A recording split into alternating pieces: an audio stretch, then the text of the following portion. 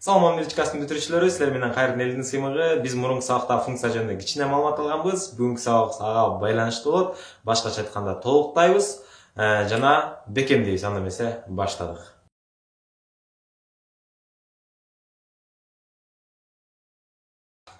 Мурунку сабакта биз y барабар x минус 1 деген функция түзгөнбүз.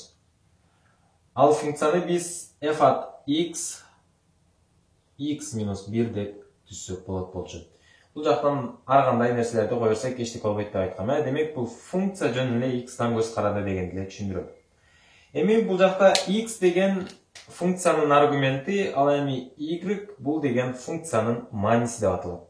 Эмне үчүн мааниси? Анткени сен деген x-ка кандайдыр бир сан берсең, y келип чыгып атат. Туурабы? Мааниси чыгып атат, мааниси түзүлүп атат. Демек x деген бул аргументтин мааниси болсо, ал эми y деген функциянын мааниси. Эми ортодон мындай болгон эсептер келип калышы мүмкүн. Демек f at x 5x минус 3 бул деле функция, g at x плюс 1 бул деле функция болгону эки башка функция экен. Эми карайлы, бул жакта f at 3 чоңбу же g at 3 чоңбу деп турат да. Кайсысы чоң экенин каяктан билесиз? Жөн гана бул f at 3-тү мына бул жактагы 3-тү x-тин ордуна коюп коебуз. Демек бул жер 3 болсо, анда бул жерде 3 болот. Анан f at x функциясынын мааниси келип чыгат. Анда ошентели башында мынакей f at барабар 5 көбөйтүү, бул жерде көбөйтүү минус 3. Демек x-тин ордуна нелерди жасап экенбиз? X-тин ордуна 3-тү жазабыз, анткени бул жакта 3 деп турат. Канча болот? f at 3-тө функциянын мааниси канча болот деген сөзгө жооп беребиз да. Демек f at 3-тө 5 көбөйтүү 15, 15тен 3 алабыз, 12 келип чыгат экен. Демек f at 3 канча экен? 12 экен. Ал эми g at 3, так, бул жагыбыз 3 экен, көбөйтүү плюс 1. Демек 3-тү коебуз. Койдум. 3-түн ордуна бул жакта x-тин ордуна дагы бир 3-тү койдум. Мына бул 3-тү, анан барабар канча? Демек f at g at 3 болгондо кайсы мааниге болот экен? 3-тү 3кө көбөйтөбүз, 9, 9га 1 кошобуз, 10 болот. Демек 10 экен. Демек 12 чоңбу же 10 чоңбу? Албетте 12 чоң. А варианты туура деген жоопко келебиз. Демек азыр дагы кичине эсебибизди оорлотуп көрөлү, анан кийин чыгарганга аракет кылалы. Демек бул жакта кайра башкача суроо пайда болду бизде. Эң биринчи бул жакта түшүнүш керек боло турган нерсе, g at 0-дө кайсы мааниге ээ болот функциябыз? Ошол функциянын маанисин f at функциясына коюшубуз керек. Анан кийин салыштырабыз. Башкача айтканда, эң биринчи g at 0-ды табышыбыз керек. g at 0. Демек g at 0 болсо, анда бул жакка да 0-ду коебуз, 0-ду коебуз. 3 көбөйтүү 0 плюс 1 барабар g at 0 да канча болду? 1 болду. Демек 3-тү 0 көбөйтөбүз, 0 анан плюс 1. Демек азыр могу жер канча барабар экен? Могу жердин баары тең. Бул 1-ге барабар экен. Анда f at 1 канча деген суроого жооп беребиз. Анда f at 1 барабар, демек бул жакка 1-ди койдук, 5 көбөйтүү канча болот? 1 минус 3. 5-ти 1-ге көбөйтөбүз, 5 анан 3 алабыз, 2 чыгат. Демек f at g at 0 2-ге барабар экен. Эми b колонкасын текшерип көрөлү. Эң биринчи эмнени карайбыз? f at 0 да канча болот экен, Демек f at 0. f at 0 барабар 5 көбөйтүү 0 минус 3 барабар 0-дү 5-ке көбөйтсөк 0 чыгат, анан 3 алсак минус 3. Демек f at 0 монун ичи канча барабар болду азыр? Ушул минус 3 болду, минус 3. Анда g at минус 3 канча? Демек g at минус 3 барабар 3 көбөйтүү минус 3 плюс 1. Демек 3-тү минус 3кө көбөйтсөк минус 9 плюс 1 минус 8 болот. Демек канча экен? Бул жак минус 8 экен. Минус 8 чоңбу же 2 чоңбу? Албетте А варианты чоң. Демек 2 чоң. Мына ушинтип эле f at x, g at x келип калса, коркпой эле ордуна коюп туруп эле салыштырып чыгарып койсок болот. Бундан эч кандай кыйынчылык жок. Эми бул эсеп кичине башкачараак экен. Эгерде ким чыгаргысы келсе, пауза коюп чыгарып көрүлү, анан кийин жыйынтыгында жообуңарды меники менен салыштырып көргүлө. Эгерде туура чыкса, анда албетте азамат болсоңар, логиканы жакшы дейт, ал эми туура эмес чыкса, үйрөнө аласың. Андан эле эч кандай коркунуч жок. Демек, карайлы, f at x f at x көңүп калыптыр. f at 5 чоңбу же 6 чоңбу дейт. Демек бул жакта кандай бир функция берилиптир, анан f at 5 чөп берилиптир. Эми бул 5ти бул жака мурунку эсептерибизди жөн эле 5 кылып коюп койчубуз, бирок бул жакта 5 кылып кое албайбыз, анткени бул жакта дагы бир туюнтма бар экен. Демек бул f at функциясы ичинде могу аргументи 5ке барабар болуш керек экен, могу 5ке. Эмне деген сөз бул? 3x минус 1 бул 5ке барабар болуш керек. Анда x канча?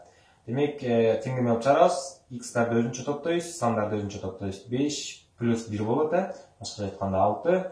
3x барабар 6 болсо, анда x барабар 6 бөлү 3, башкача айтканда 2.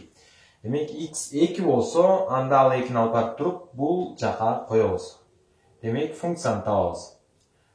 Функция, так, x эмес, x плюс 2 болду да. 2-нин 3-чүсү минус 3.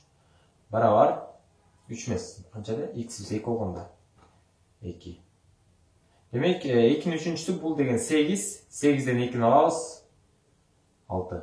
Демек, бул жерибиз канча болду? 6 болду. А вариантыбыз, Б вариантыбыз дагы 6 болду. Экөө барабар экен. Демек, жооп В варианты. Оңой экен, бул жакта кандай бир туюнтма болсо, ушул жака барабарлап туруп эле, аны x табып туруп, кайда x'терди ордуна коюп койсо, эч кандай оорчулугу жок. Эми бул жерде кичине оорураак эсеп турат, аны силер биринчи чыгарып көргүлө, анан кийин чогуу биз менен жогун салыштырасыңар. Демек, бул жакта биринчи функциябызда минус 4 аргументтин майнысын койдук, экинчиде жөн гана 4 коюп берет. Ошондо экөөнү салыштыр. Демек, минус 4 коюп берем. Эң негизгиси мунун ичи канча болуш керек? Минус 4 чыгыш керек. Демек, x плюс 1 барабар минус 4 болуш керек экен. Ал эми мында канча болуш керек экен? x плюс 1 барабар 4 болуш керек экен, Бул жак теңдеме алып чыгарып алайын. Демек, x барабар минус 4. Бул жак минус 1 деген минус 1 болуп, плюс 1 минус 1 болуп кетет. Башкача минус 5.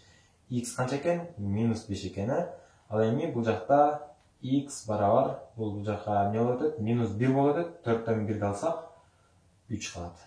Демек, бизде бул функциябызда x минус 5 экен, бул функциябызда x 3 экен. Азыр эми ордуларына коюп көрөлү эки жака.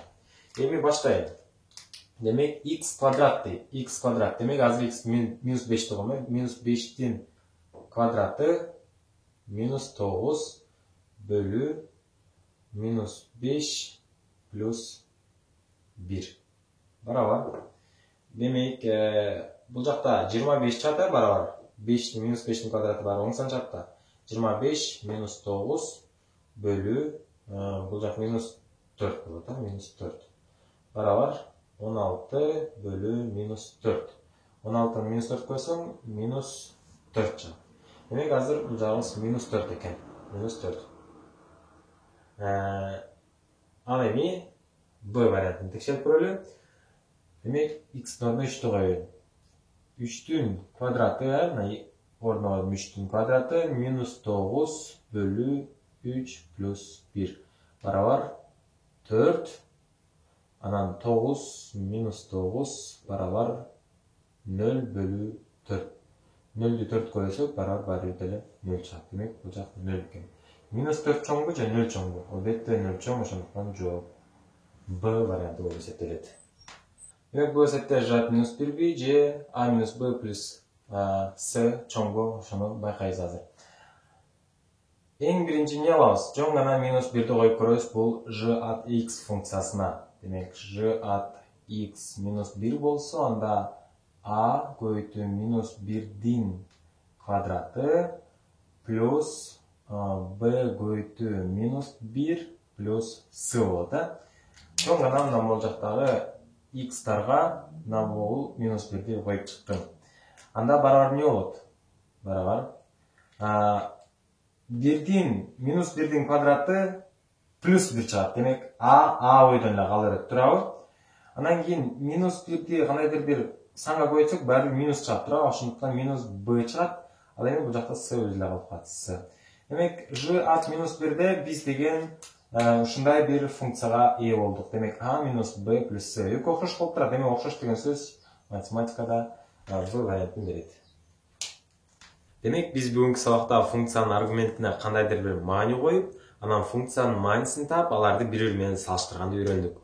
Мен Telegram каналыма кирсеңер, ал жакта ар кандай ортага даярдануу үчүн көнүгүүлөр бар болот. Өзүңөрдү өзүңөр сынап, ар кандай эсептерди чыгарып, ортага даярдансаңар болот. Каналыма жазылганды унутпагыла, досторуңар менен бөлүшкөндү, комментарий калтырганды унутпагыла. Эң негизгиси мен сабактарымды өткөрүй бериш үчүн астындагы колокольчикти басып, коңгуроону басып койгула. Бул деген менин видеом чыкканда силерге автоматтык түрдө элдин сыйымынан жаңы видео чыкты дегенди түшүндүрүп турат. Силер менен элдин сыйымы болду. Кийинки сабакта көрүшкөнчө кош болуңар достор.